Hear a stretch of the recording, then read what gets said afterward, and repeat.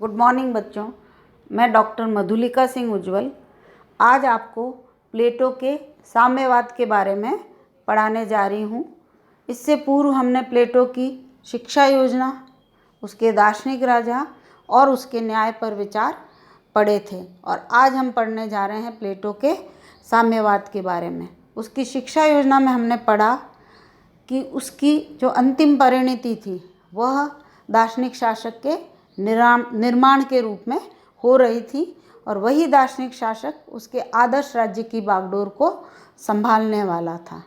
और उसी आदर्श राज्य में प्लेटो दो प्रमुख साधनों के द्वारा न्याय की स्थापना करना चाहता था। उनमें से एक तो वही सुनियोजित शिक्षा प्रणाली थी और दूसरा था साम्यवाद।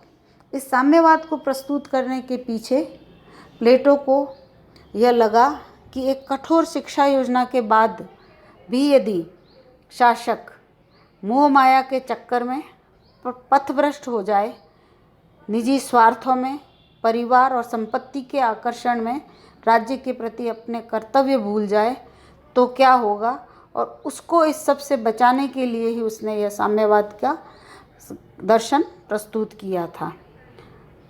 कुल मिलाकर संरक्षक वर्ग के लिए प्लेटो एक नवीन सामाजिक व्यवस्था का सुझाव देता है जिसके द्वारा वह शासक वर्ग को राजनीतिक सत्ता और आर्थिक प्रलोभनों के आकर्षण से बचा सके।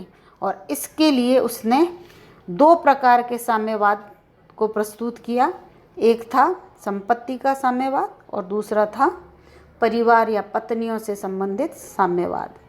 संपत्ति के साम्यवाद को पढ़ने से पूर्व, प्लेटो के संपत्ति के साम्यवाद को पढ़ने से पूर्व मैं ये बताना चाहूँगी कि उसके यह साम्यवादी संबंधी विचार, संपत्ति से संबंधित साम्यवादी विचार पूरी तरह से मौलिक नहीं कहे जा सकते, क्योंकि प्लेटो से पूर्व भी एथेंस, स्पार्टा, क्रीट जैसे नगर राज्यों में इसी तरह की कुछ व्यवस्थाएं पहले से ही विद्यमान थी।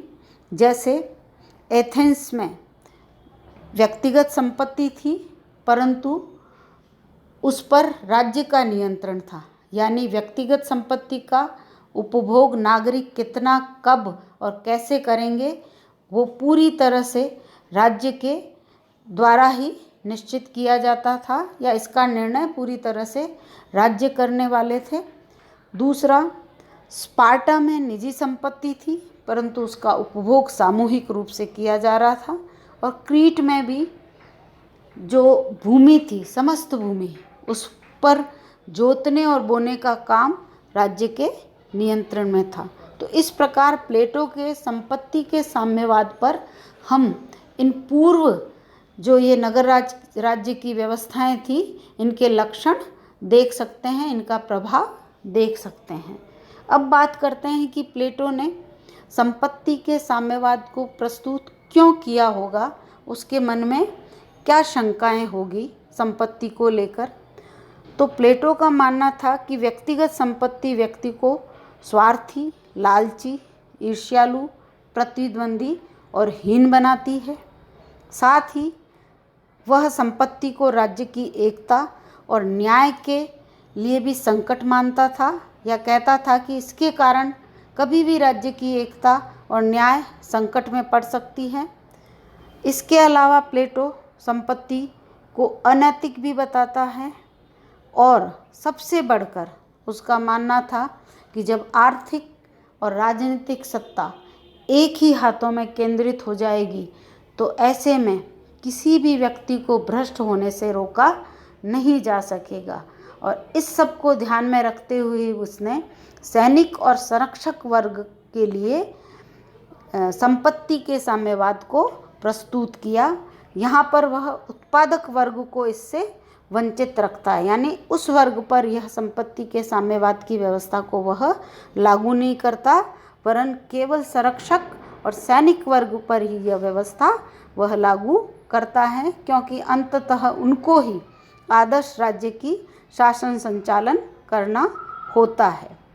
संपत्ति के साम्यवाद पर प्लेटो ने जो स्वयं कहा है वो मैं अब आपको बोलने जा रही हूँ, बताने जा रही हूँ। उसने लिखा है कि उनके पास यानी संरक्षक वर्ग या शासक के पास केवल उतनी ही संपत्ति होगी जितनी जीवन जीने के लिए नितांत अनिवार्य है। न तो उनके पास कोई घर होगा, न ही ऐसा कोई गोदाम जो सबके लिए खुला न हो। उन्हें सामान्य भोजनालयों में भोजन करना चाहिए, सिपाहियों की तरह डेरे में रहना चाहिए और इसी में उनकी मुक्ति है और ऐसा करने से ही वे राज्य के रक्षक बन सकेंगे। उनकी अपनी कोई संपत्ति नहीं होगी। हाँ, उत्पादक वर्ग उन्हें अपनी सेवाओं के पुरस्कार स्वरूप प्रति वर्ष वस्तुओं के रूप में कुछ वेतन अवश्य ही दे सकते हैं, परंतु जिनका उपयोग भी वे सामूहिक रूप से ही करेंगे। ऐसा प्लेटो ने संपत्ति के साम्यवाद के संबंध में लिखा था। सैनिक और संरक्षक वर्ग के लिए संपत्ति साम्यवाद की विचारधारा प्रस्तुत करते हुए प्लेटो इन दोनों वर्गों को संपत्ति न रखने की सलाह देता है, परंतु जो तीसरा वर्ग है उत्पादक, उन्हें वह संपत्ति का अधिकार देता है, परंतु उनकी वह संपत्ति भी राज्य के नियंत्रण में ही रहेगी पूरी तरह से। अर्थात व्यापार, व्यवसाय, उद्योग धंधों पर राज्य का कठोर नियंत्रण रहेगा। वह इस बात का भी ध्यान रखेगा कि इस वर्ग में भी कोई बहुत अधिक धनी और कोई बहुत अधिक निर्धन न हो जाए। अर्थात असमान संपत्ति के वितरण पर भी वह नियंत्रण रखेगा या संपत्ति के समान वितरण की व्यवस्था को भी वह देखेगा। अब बात करते हैं अपन कि प्लेटो ने जो यह संपत्ति का साम्यवाद प्रस्तुत किया था, उसके समर्थन में वह क्या तर्क देता है या वह क्या सोचता है। तो प्लेटो ने अपने संपत्ति के साम्यवाद के समर्थन में जो निम्नांकित तर्क दिए थे या निम्नांकित आधारों पर संपत्ति के साम्यवाद का समर्थन किया था, उसका वर्णन या विवरण हम इस प्रकार से दे सकते हैं कि जो पहले उसने समर्थन का आधार बताया था वह बताया था मनोवैज्ञानिक तर्क प्रस्तुत करते हुए वह कहता है कि यदि विवेक और शौर्य गुणों वाले शासक सैनिक संपत्ति की अवधारणा से परे नहीं रहेंगे तो वे कभी भी इंद्रिय तृष्णा में पड़ जाएंगे या पड़ सकते हैं। दूसरा जो समर्थन वह देता है दार्शनिक आधार पर और कहता है कि जिन्हें शासन जैसा महत्वपूर्ण कार्य करना है उन्हें संपत्ति जैसे सांसारिक वस्तुओं से हमेशा दूर रहना चाहिए या बचना चाहिए। अब अगला जो समर्थन है वह व्यावहारिक आधार पर करता है और कहता है कि जब राजनीतिक और आर्थिक सत्ता एक ही हाथों में केंद्रित होगी तो वह कितनी भयंकर होगी इसका अंदाज़ा नहीं लगाया जा सकता। ऐसे में शासक वर्ग के लिए संपत्ति का पूरी तरह से उसने निषेध किया। अब अगला जो आधार है जिस पर उसने संपत्ति के साम्यवाद का समर्थन किया वह है राजनीतिक आधार। राजनीतिक आधार पर राज्य की एकता और खुशहाली को बरकरार रखने के लिए प्लेटो द्वारा संपत्ति को रखना श्रेयकर नहीं माना, क्योंकि जब शासक वर्ग में संपत्ति सुख सुविधा की होड़ नहीं रहेगी तो राज्य एक संगठित और स्थायी बने रहेंगे।